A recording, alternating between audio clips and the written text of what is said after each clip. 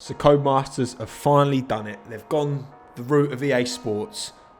We've got F1 driver cards, just like FIFA player cards. They're here. They've caused a lot of controversy. A lot of people haven't been happy with the driver ratings and the whole system. So I thought, you know what? A lot of people are going to be making videos on this.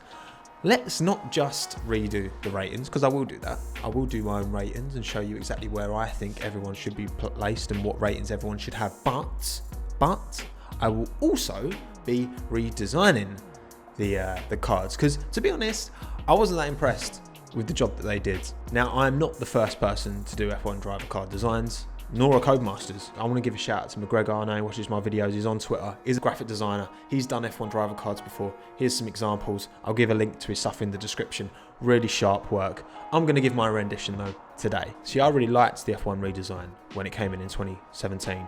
Nice and minimal, flat icon design. Liked it. And I'm going to apply a similar thought process to my card design. So let's jump into Photoshop and see what I can come up with. First and foremost, let's look at the examples that currently exist in terms of the F1 card and a FIFA card. Obviously, Mark Noble, got to represent, and yeah, look, you've got all of the basic elements are there. The F1 cards have more detail for sure, because you've got the contract costs and all that stuff on it. But all in all, the template is very, very similar. So I've taken this and again put my own twist on it, maybe highlighted certain things more than others. You'll see as we go. All right, so first and foremost, we've got the base. This is the base. Now, you might be able to notice the shape of those corner chamfers that I've got on here. I've split it out into these kind of 3 component sections. We've got this bottom bit here, which kind of intersects on the edge of that chamfer. We've got another bit here that's a little bit taller than that. And then we've got the main block at the top. So did you guess it? No, maybe not. Well, it's the F1 logo. So I've taken the profile of this and yeah, it's symmetrical, perfectly symmetrical on both sides. And I just think it, you know, it's not obvious, but there's something there. There's some meaningfulness behind that shape, right? First part is, of course, the driver image. We're going with Alex Albon, my boy, my favourite driver, hence the dark blue, because as you'll be seeing that background colour will change depending on what team the driver is driving for.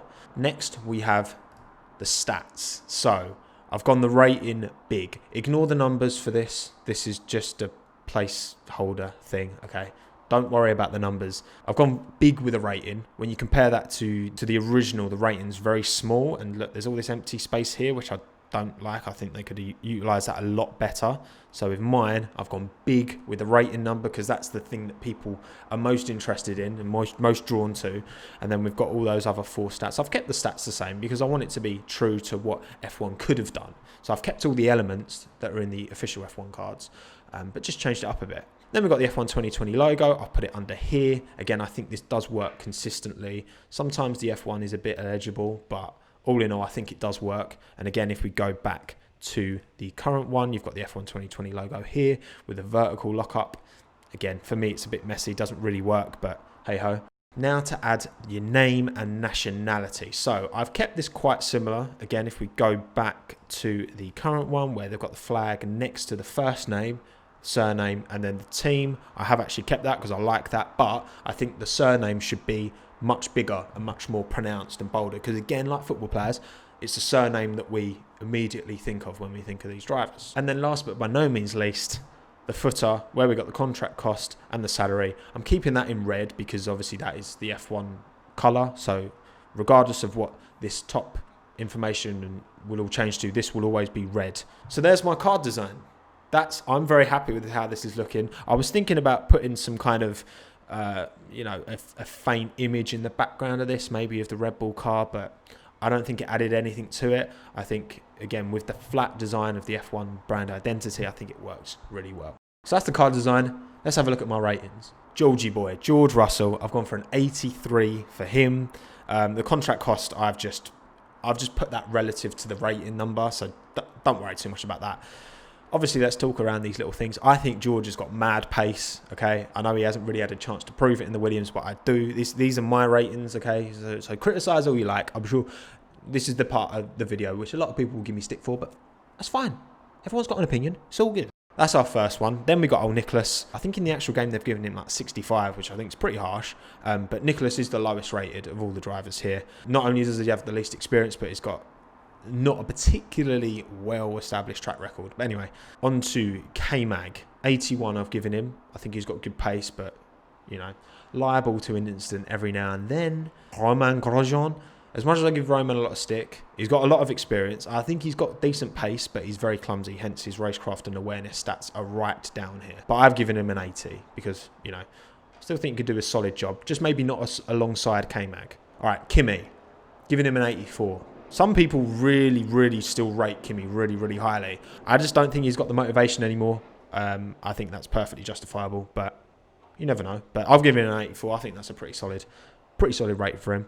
And then Tonio, I've put him 81, same as K-Mag. I think he came on strong at the end of last season, obviously, but still got a lot to prove. Not much experience, so old Tonio Giovinazzi. Pierre Gasly, I've given him an 84 as well. I rate Pierre. I think he's got a lot to offer. I think his Red Bull time was not a reflection of his actual ability. I think he'll do a great job this season now for Tauri, and I think he's destined for good things, and I think he'll be around for a long time. He just needs to get out of the Red Bull family. And then old Daniel Kvyat, I've given him an 82. I think he had a poor end to last season, which was a shame. He's got good pace though, and I think his racing is decent. Like his racecraft is good, but for me, he's just not quite at that level that Pierre is. Next, we've got my boy Lance. Now, again, I rate Lance. His qualifying's poor. His pace is okay. His racecraft, I think, is very good. I'm giving him an 81. You know I back my boy Lance, don't I? And then Sergio, he's got to get an 86. Mate, arguably, I could have put him a bit higher. Sergio's proven, tested, solid, one of the very best midfield drivers, without question, for sure, man. Then we get on to Danny Ricciardo. Now, I rate Daniel Ricciardo, hence why I've given him a 90. I think if he was given race-winning hardware, he would win races, even amongst this field, for sure. I've got faith. I think he's got great pace and great racecraft. I love Daniel, mate. Probably a bit of bias there because I like him so much. I'm prepared to admit that. And then Esteban Ocon, I've put him at 83. So pace is very good. I think pace is on par with Sergio. Bit less experience, bit less racecraft though. So he's on par with like Georgie Boy, a bit behind kind of Pierre Gasly. But I think a lot of that will come with experience. I think Esteban's got the raw pace, you know what I mean, to actually develop and move forward quick. Lando Norris, 83 as well.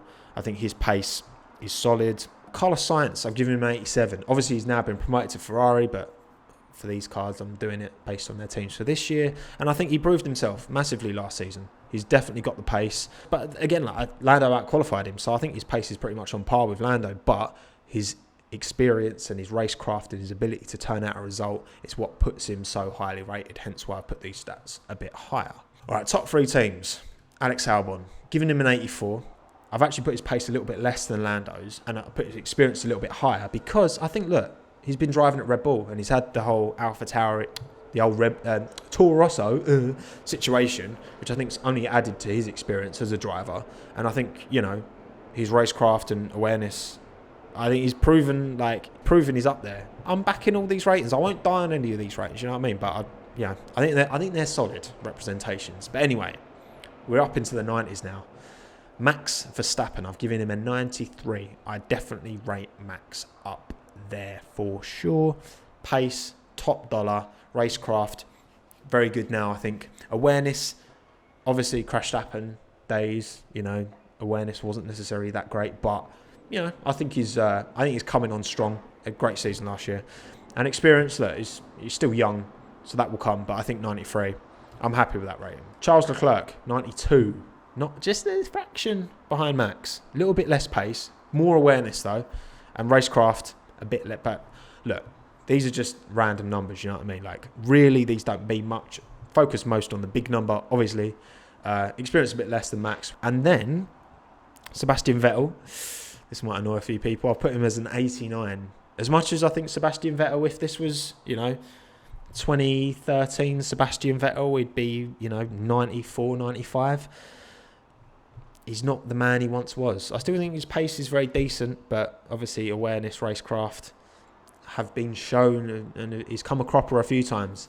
So that's why his That's why he's at 89. Still not a bad rating by any means, but, you know, maybe not as high as a lot of people think he should be. And then we get onto the final two. Lewis Hamilton, I've given him a 95.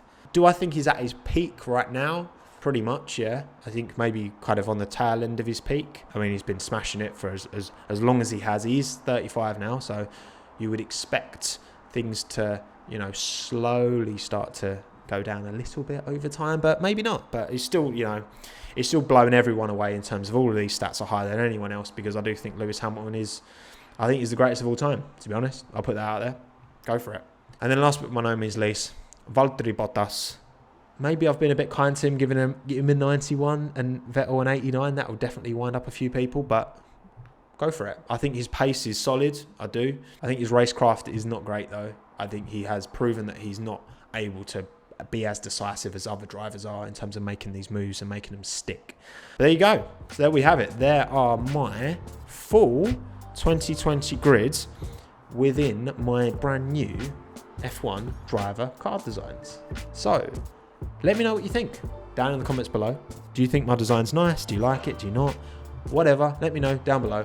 I'm really happy with these. I think they look great. I like to kind of do a bit more design stuff. Maybe not making a video about it. Maybe old drivers, putting them into this, like a Schumacher and Senna and Prost and all that. And it could just be fun, because I'm really happy with how these look. Hope you enjoyed this one. My name's been Tommo. This is the Tommo F1 YouTube channel. Please drop a like on the video if you have. Subscribe, notification bell, all that good stuff if you want to make sure you see all of my content. Thanks again. Have a good one. Ta-ra.